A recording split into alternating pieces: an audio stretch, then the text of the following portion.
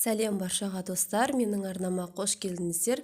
Бүгін сіздермен сүттен дайындалатын өте дәмді жұмсақ кекс дайындайтын боламыз. Каналыма тіркелмеген болсаңыз, подписация басып тіркеліп, лайк басып, пікір қалдыруды ұмытпаңыз.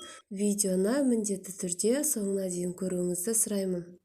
Ендеше кеттік, бастаймыз. Таза ыдысымызға жылы сүтімізді және де жұмыртқаларымызды жарып аламыз. Менде барлығы бөлме температурасында болды. Үстінен қант салып, жақсылап венчикпен араластырып аламыз. Дайын болған массамызға 1 шай қасық ас содасын салып, оны да жақсылап көпіртіп араластырып алатын боламыз. Осы массамыздың үстінен ұнымызды жақсылап електің көмегімен өткізіп алатын боламыз.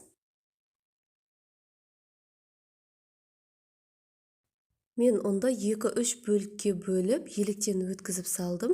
Дәл осы видеодағыдай етіп елекпен өткізіп салатын болсаңыз, кекстеріміз өте жұмсақ, нәзік болып шығады. Енді бірде-бір түйіршіктерін қалдырмастан, венчиктің көмегімен араластырып аламыз. Осы массамыздың үстінен жарты шай қасық қопсытқышты салып, електің көмегімен өткізіп, венчигімізбен жақсылап араластырып аламыз. Толық рецепт әдеттегідей астындағы описание бөлімінде жазылады. Дайын болған қою массамыздың үстінен ерітілген сары майымызды құйып алатын боламыз.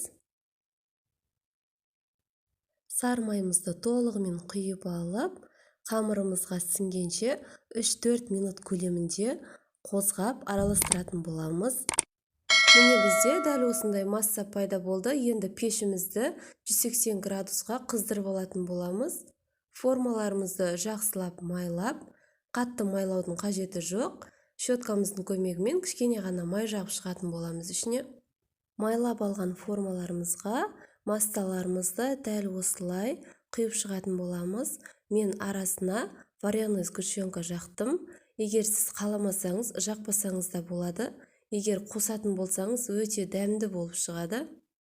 Менің формам қатты үлкенде кішкентайда емес, мен 1 ас қасық қамырын салдым және де жарты шай қасық варенка салып, үстінен тағы да 1 ас қасық қамырынан салып отырдым.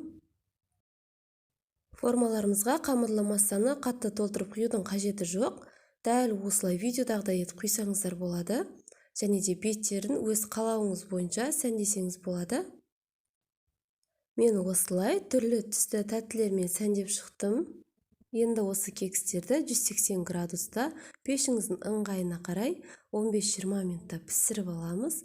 Міне менің кекстерім әп-әдемі болып пісіп шықты. Сіздерге кесіп көрсететін боламын.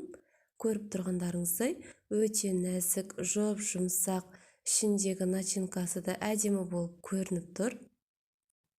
Қараңыздаршы, қандай әдемі болып шыққан. Мен екінші табама дәл осылай ерекше етіп жасаған болатынмын.